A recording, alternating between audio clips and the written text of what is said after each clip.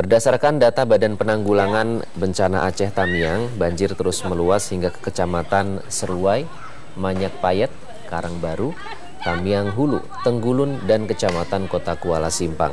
Banjir terparah dengan ketinggian mencapai 2 meter terjadi di Desa Rongoh, Kecamatan Tamiang Hulu, dan Kelurahan Kota Kuala Simpang, Aceh.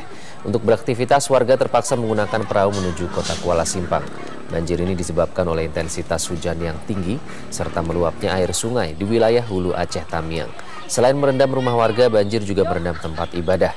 Warga yang biasa mengungsi ke tempat ibadah seperti musola, kini lebih memilih untuk bertahan di dalam rumah mereka karena banjir juga turut merendam tempat-tempat ibadah.